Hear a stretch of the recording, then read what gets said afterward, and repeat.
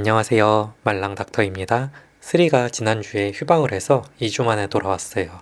한 주 건너뛴 건데 되게 오랜만인 것 같아요. 오늘은 11화, 이제 2개 남았네요. 한번 재밌게 봐볼게요. 가방.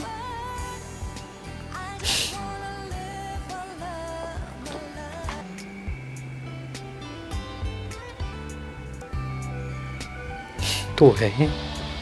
의사들이 그래도 뭐 수능 성적 기준으로 보면 꽤 똑똑한 사람들이라고 볼 수 있잖아요. 근데 저도 예전에는 안 그랬던 것 같은데 요새는 진짜 깜빡거리는 게 많이 생겼어요. 이게 제 생각에는 머릿속에 넣어야 되는 지식도 많고 그 지식이 한 번 넣어두고 끝나는 것도 아니고 계속 유지를 시켜야 되고 새로운 의료기술이나 지식이 나오면 또 새로 집어넣어야 되고 이런 식으로 뭐 계속 신경 쓸 것들이 생기고 평소에도 환자를 보는 것 제외하고서도 뭐 예를 들어 내 병원이 있다면 병원을 운영한다든지 아니면은 교수님들 같은 경우 논문을 쓴다든지 뭐 저 같은 경우는 유튜브를 한다든지 이런 것들에 계속적으로 신경을 쓰다 보니까 평소에 중요도가 좀 낮은 일들에 대해서 그러니까 우리가 뭐 핸드폰을 챙겨 나간다든지 이런 것들 그런 것들을 자꾸 까먹게 되는 것 같습니다. 근데 요새는 좀 더 심해졌는지 뭐 하려고 하다가 돌아서면은 자꾸 생각이 안 나는 경우들이 생겼어요. 개인적으로는 수면 부족이 가장 큰 원인이 아닐까 생각하고 있습니다. 잠 잘 자고 나면 머리가 쌩쌩하게 잘 돌아가는데 좀 잠이 부족하면은 걔 뭔가 항상 하루 종일 멍해요. 네, 율제병원 응급실입니다. 외상 환자인데요. 남자 40대로 추정되고 멘탈은 드라우지. 의식 확인차 신분 확인했는데 율제병원 의사라고 합니다. 율제병원 의사요? 이름이 뭡니까? 장면이 좀 웃기지 않나요? 분명 저 통화를 스피커폰으로 하진 않았을 테니까 간호사랑 119 구급대원만 서로 얘기를 들었을 텐데 봉 선생님이 받자마자 율제병원 의사요? 누군데요? 이름이 뭡니까? 라고 말하잖아요. 그 스토리를 이미 다 들은 것처럼 실제로는 저런 상황이면은 이제 잠시만요 하고서는 이제 간호사쌤이 봉 선생님한테 이런 환자라고 합니다 라고 얘기를 한 다음에 전화를 건네받았다든지 이런 식으로 진행이 됐을 거예요. 아 진짜 이익준이었네. 아 너무 안타깝다. 지난번에 예고 보고서 혹시 했는데 진짜로 이익준 쌤이네요. 이익준, 내 말 들려? 잘 들려. 아 다행히 오베이 되네요. 조용히 해. 병원이야. 오리엔테이션도 있고.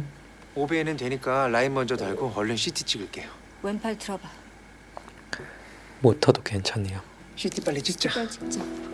가끔씩 머리를 이렇게 다쳤거나 뭐 사고가 났거나 아니면 특히 교통사고 이런 거 있었을 때 CT 말고 MRI를 찍어달라고 하시는 분들이 가끔 있습니다. 근데 여기서도 CT를 우선 찍죠.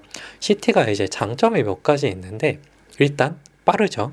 MRI는 머리 쪽 찍으려고 하면은 최소로 잡아도 20분 정도는 걸릴 거고 길게는 1시간 정도씩 찍기도 합니다. 근데 CT는 정말 기계에 누워가지고 쓱 들어갔다 쓱 나오면 뭐 1분 안에 충분히 다 끝나요. 그래서 빨리 볼 수 있다는 장점이 있고 또 하나는 지금처럼 이제 특히 다쳤을 때 사고가 났을 때는 어쨌든 제일 먼저 확인할 게 뼈 부러진 거 없는지 머리에 어디 터져가지고 피나는 거 없는지 이런 걸 가장 먼저 확인하게 되는데 이런 출혈이나 골절을 볼 때는 MRI보다 CT가 훨씬 좋습니다. 그래서 여기서 봉쌤도 송아쌤도 CT를 먼저 찍자고 하는 거고 실제로도 사고 때문에 오는 경우에는 대부분 CT를 먼저 찍습니다. 엄마 힘들게 하면 안 되는데. 아기 잘 움직이면 좋죠 뭐. 아기는 잘 자라고 있으니까. 교수님. 안상모 환자요. 컨벡시티 메닌지오마로 어제 입원하신 분이요. 알아. 쓰리 보다 보면 이렇게 용쌤처럼 교수님 보이면 가서 뭐 환자 상태 급하게 노티하고 이러는 경우들이 종종 있잖아요. 그게 환자가 진짜 안 좋아서라기보다는 진짜 안 좋으면 뭐 교수님이 보일 때 얘기를 한다기보다는 결과 나오면 바로 전화해서 얘기를 드렸겠죠. 그렇다기보다는 교수님 직접 뵙고 얘기 드리는 편이 이상하게 더 편해요. 전화 드리는 것보다. 뭐 외래가 있으시다거나 교수님 다른 일정이 있으셔서 못 받으시는 경우도 있고 전화 드려도 괜찮을까 싶을 때도 있고 그래서 보통은 이제 회진 도는 시간에 말씀을 드리고 그거보다 조금 급하면은 직접 전화를 드리는데 우연히 저렇게 교수님 지나가시는 걸 뵙게 되면은 특히 교수님이 뭐 오전 중에 저한테 이렇게 해 그리고 결과 나오면 알려줘 이런 식으로 말씀하셨던 거면은 교수님 보일 때 저도 꼭 찾아가서 얘기 드렸던 것 같아요. 근데 이게 문제가 지금 저기는 되게 넓은 공간이라도 주변에 사람이 없어서 가능한데 병원이 뭐 복작복작 되면 사람들 많은 데서는 얘기하기가 좀 애매하거든요. 어쨌거나 환자 개인정보가 포함되어 있을 수도 있으니까요. 그래서 이제 주변에 이제 사람이 좀 없는 곳이라든지 아니면 사람이 좀 많아도 주변에 이제 의료진들만 보이는 곳이라든지 그런 곳에서 주로 얘기를 드립니다. 보다 보니까 갑자기 생각이 났어요. 나도 옛날에 저러고 뛰어가서 노티 드리고 했었는데 하는 생각이야. 어떡해. 주야. 너무 나 안타깝다. 많이 보고 싶었지. 오셨어요. 정말? 그래서 잠수 탄 것 같다고? 열심히 한다고 하는데 돌아가시는 환자분 계속 보면서 자기가 이 일을 계속 해도 되는지 회의가 든다고 하더라고요. 사람 살리려고 바이탈과에 왔는데 정작 자기가 할 수 있는 일은 도움 요청하는 것이 전부라고. 너무나 공감이 가는 말이네요. 바이탈과 특성인 것 같기도 한데 일단 바이탈을 다루는 과라는 것 자체가 환자들이 언제든 안 좋아질 가능성이 있다는 얘기거든요. 물론 그렇게 되지 않기 위해서 항상 노력을 하지만 그래도 어쩔 수 없는 경우들이 있고 ICU, 소아청소년과 같은 경우는 NICU, 집중치료실, 중환자실 어쨌거나 환자 상태가 굉장히 안 좋은 분들이 들어오시게 되는 곳이니까 내 능력을 벗어나는 일이 많이 있죠. 2년차가 지금 치프라고 했는데 2년차 정도면은 아는 게 많이 없을 거예요. 물론 아는 게 정말 없다고 말할 수는 없지만 알고 있는 것보다 배워야 할 게 훨씬 많을 그럴 만한 연차고 그렇기 때문에 윗연차, 3년차, 4년차 혹은 펠로우 교수님들이 뒤에서 열심히 받쳐주시는 거고 모르면 당연히 물어보고 연락드리는 거고 그러면서 하나씩 배워가면 되는 거고 그리고 그렇게 배움이 쌓여서 이제 나중에는 자기가 또 아랫연차들한테 도움을 줄 수도 있는 거고 근데 아무튼 그거는 이제 다 지나고 나서 할 수 있는 얘기들이고 그 상황에 딱 맞닥뜨려져 있을 땐 스트레스가 진짜 심하긴 심해요. 그러니까 사실 이게 바이탈을 다루는 과라서 할 수 있는 얘기 같기도 하는데 환자들을 정말 많이 보다 보면 죽음에 대한 커트라인이 보이는 경우들이 있어요. 그러니까 이 환자분, 이 병에 대해서는 내가 정말 여기까지 정말 최선을 다해서 했는데 안 될 수도 있었던 분이구나 라는 느낌이 들 때가 있어요. 물론 이제 환자분이 이런 상태라 그래서 처음부터 손을 놓는 건 아니고 내가 이제 최선을 다해도 안 좋아질 수도 있겠구나. 그러면 받아들여야겠구나 라는 마음이 들 때가 있습니다. 경험이 적을 때는 그런 걸 알 수가 없어요. 내가 모든 환자를 다 살릴 수 있을 것 같다는 느낌이 드는데 실제로 눈앞에서는 안 좋아지는 상황들이 자주 생기니까요. 이상과 현실에서 오는 괴리감이 되게 심해서 그 스트레스 때문에 내가 의사로서 자격이 없는 건 아닌가, 실력이 없는 건 아닌가 정말 많이 고민을 하게 됩니다. 그래도 다 지나고 버티고 나면은 아는 게 하나씩 쌓여요. 그리고 이렇게 경험이 쌓이다 보면은 환자분들한테 나에게 가르침을 주시는 환자분들한테 고마움을 느끼게 되는 여유도 생기고 돌이켜보면은 이런 것들에서 내가 많이 배웠구나 이렇게 생각할 수도 있고 그렇게 됩니다. 그렇게 발전하게 돼요.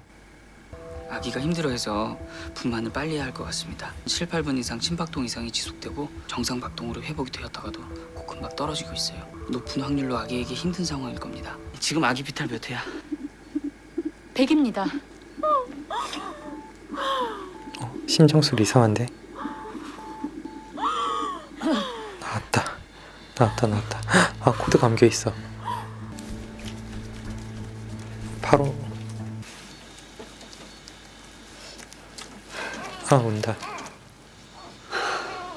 좀 놀랐어요. 그 탯줄이 지금 목을 이렇게 휘감고 있었잖아요. 그러면은 배 안에서 어쨌거나 이게 목이 졸리는 거니까 숨을 잘 못 쉴 수도 있고 심장 박동수가 떨어질 수도 있고 이게 컬러가 어땠지? 컬러도 조금 아이가 태어나고 나면 아이 상태가 괜찮은지 점수를 매기게 되는데요. 아이 심장 박동수, 호흡수, 그 다음에 아까 양석형 쌤이 아이 입이나 코에서 피 같은 거 끄집어내는 그런 것들로 자극했을 때 혹은 아이 두드렸을 때 아이가 반응을 보이는지 이런 것들 그리고 아이 피부색 아이가 힘이 좀 들어가 있는지 막 늘어져 있는지 이런 것들을 전체적으로 해서 점수를 매기게 돼요. 솔직히 이 아이는 나왔을 때 자극에 대한 반응도 없었을 것 같고 있고 팔다리도 좀 늘어져 있는 모습이었고 상태가 썩 좋진 않았어요. 그래도 다행히 두드렸을 때 울음이 돌아와서 괜찮았긴 했지만 여기서처럼 이렇게 언제까지 그냥 아이 문지르고 자극만 주면 안 돼요. 아이 상태가 안 좋고 숨을 안 쉬고 있으면 하다못해 입에 산소라도 대줘야 합니다. 아이가 숨 쉴 수 있게. 여기서 그래도 한 10초 정도 만에 자극에 숨 쉰 것 같긴 한데 15초, 길면 정말 길면 30초 안에는 아이가 숨을 못 쉴 수도 있으니까 인공호흡기를 달아야 될 수도 있겠다라는 생각을 해야 됩니다. 그래서 이렇게 뭔가 안 좋을 것 같은 아이가 분만을 한다 그러면 이 옆에 근처에 아이들 기관삽관 할 수 있는, 그러니까 입에 넣어가지고 숨 쉴 수 있게 만들어주는 그런 것들을 항상 준비를 해두고, 뭐 산소도 있고 청진기도 있고 아이 상태에 대해서 딱 정확하게 평가를 할 수 있어야 되는데 좀 너무 아무것도 없네요. 아무래도 산부인과가 이 드라마에서 메인이고 소아과는 메인이 아니다 보니까 그런 것 같긴 한데, 아무리 그래도 진짜 너무 아무것도 없어요. 이랬다가 진짜 애기 지금 우니까 그나마 다행이지 안 울었으면 어떡할 거예요. 그때 가서 뭐 이거저거 챙겨와서 하려면은 시간도 딜레이 됐을 거고, 애들 진짜 태어나고 나서 그 한 1분까지, 그때까지가 정말 너무 중요하거든요. 좀 이상해요. 아무튼 아기가 탯줄을 3번이나 감고 있어. 놀랄만한 상황은 맞는 것 같긴 해요. 저도 처음 봤어요. 저 정도는. 근데 아기가 처음 나올 때 좀 처져서 나왔잖아요. 전 아기 잘못되는 줄 알고 그때부터 눈물이 막 나기 시작하는데 그러다 아기가 앙 하고 울었잖아요. 한 30초 걸렸나? 아기 심박동은 계속 떨어지지? 심장 소리가 뚜뚜뚜뚜 이렇게 들려야 되는데 뚜뚜.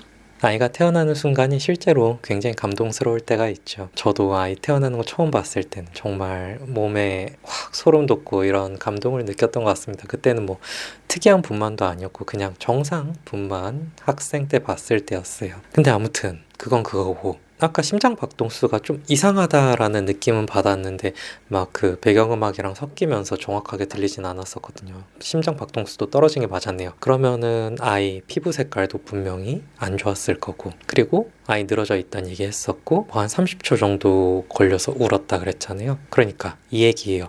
아이 상태가 안 좋으면은 신생아 소생술이라는 거를 절차에 따라서 하게 돼요. 아이 출생, 그러니까 엄마 몸에서 딱 나온 순간부터 한 30초 정도 동안 관찰을 할 시간이 있어요. 근데 보통 아이가 나오고 나서 뭐 탯줄도 자르고 산부인과 쌤들이 처치하고 우리한테 넘어오는 데까지 못해도 15초 정도는 잡아야 되거든요. 그러면은 소아청소년과 의사가 아이를 받고 나서 주어지는 시간은 한 10초, 15초 정도밖에 안 돼요. 저렇게 여유 있게 아이를 두드리고 있을 시간이 없고, 아이를 딱 진짜 받자마자 양압 환기라 그래서 얼굴에다가 산소를 대든지 뭐 마스크를 대주든지 아니면 마스크를 대고 산소를 짜주든지 뭐라도 해야 됩니다.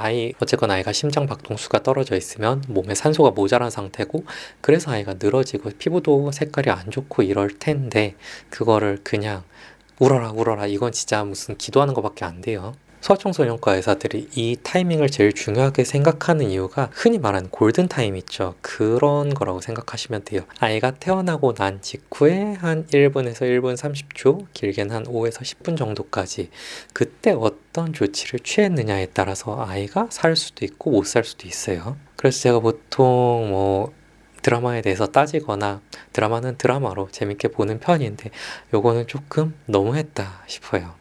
아이가 그나마 자극에 잘 반응해서 회복이 됐기에 망정이지, 그냥 개인적인 생각으로는 저렇게 그냥 회복된 거는 진짜 기적이라고 생각합니다. 러브라인들이 다 맞춰지는 걸 보니까 시즌3는 없을 것 같다라는 생각이 들기도 하고, 병원 일 특성상 그 상황에서도 어차피 지금까지도 그냥 소소한 병원 얘기들로 잘 꾸며져 왔으니까 또 시즌3를 만들 수 있을 것 같기도 하고, 전공의 쌤들이 발전하는 모습을 지금 쭉 보여줬었는데 그 배우분들을 가지고 또 시즌3를 만들려나 라는 생각이 들기도 하고, 아무튼 다음 주에 이제 한화 남았네요. 오늘은 아까 그 신생아 태어났던 것 때문에 너무 좀 충격 먹고 막 파이어 했던 것 같은데 아무튼 그래도 재밌게 봤어요. 그러면 저는 다음 주에 다시 또 찾아올게요. 좋은 밤 되세요.